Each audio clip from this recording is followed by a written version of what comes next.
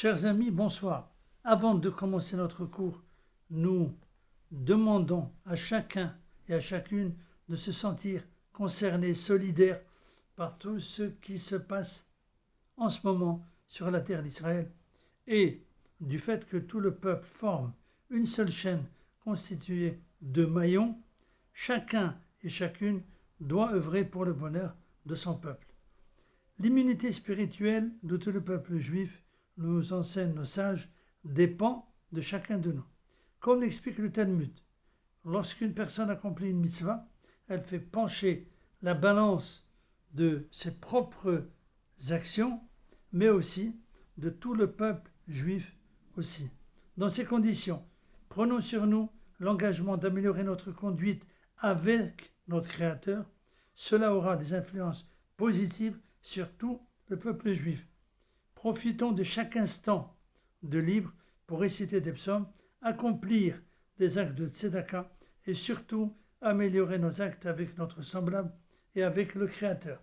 C'est pourquoi nous avons choisi d'étudier et de commencer donc une nouvelle série sur les bénédictions pour augmenter la protection et la bénédiction divine sur tous et surtout sur les soldats engagés sur plusieurs fronts. Le Talmud Brachot apporte une contradiction entre deux versets des psaumes.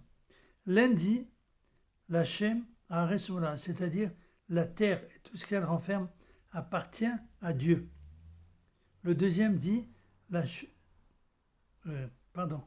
Shamaim, l'Hachem Haaretz Natan Adam, c'est-à-dire les cieux appartiennent à Dieu, la terre il a donné aux hommes. Réponse du Talmud. Le premier verset qui dit que la terre appartient à Dieu parle de la situation d'une personne avant de réciter une bénédiction. C'est-à-dire, avant de faire la bénédiction, tout m'est interdit. Lorsque j'ai récité la bénédiction, alors cela m'appartient. En quelque sorte, la bénédiction est une demande d'autorisation pour consommer un aliment. Et cela est adressé bien sûr à notre Créateur. Cela veut dire que tout est sacré car il appartient à Dieu avant la bénédiction. Et le Talmud enseigne que celui qui consomme des aliments sans réciter de bénédiction viole littéralement le sacré.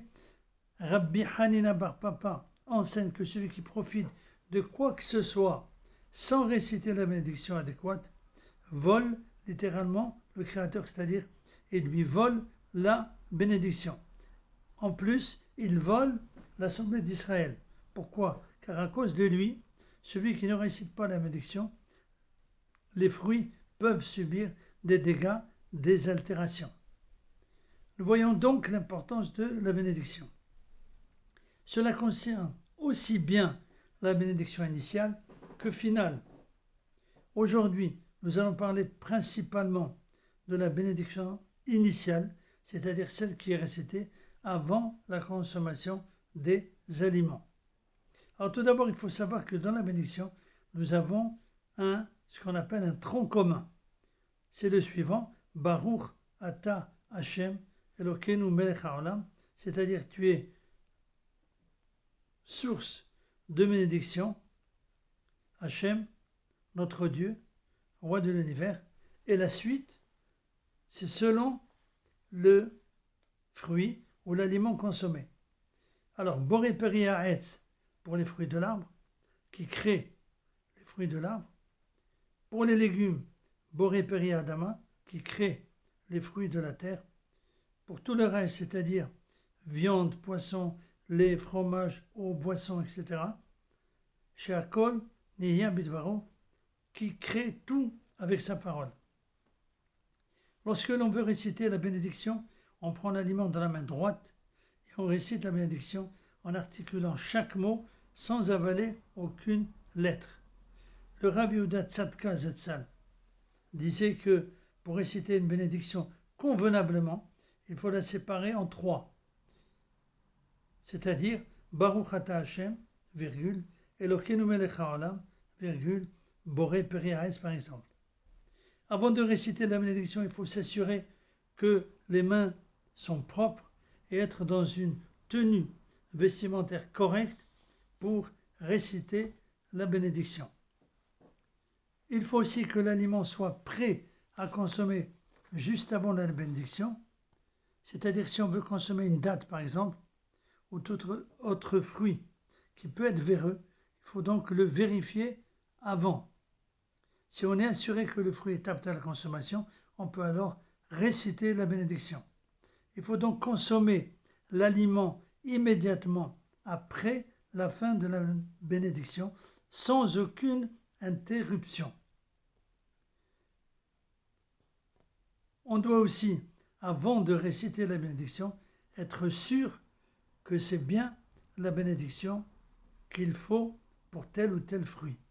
Il faut donc étudier les lois relatives aux bénédictions, car on récite les bénédictions sur les fruits, sur les légumes, chaque jour.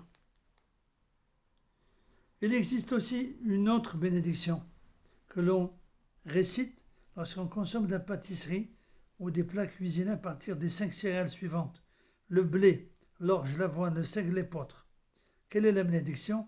Baruch atah Hashem Elokeinu melech haolam, boré miné mezonot, qui crée divers types de nourriture. Lorsque l'on consomme du pain fait à partir de ces 5 céréales, blé, orge, avoine, seigle, l'épeautre, on récite la bénédiction Amotzi lechem min haaretz, qui fait sortir le pain de la terre.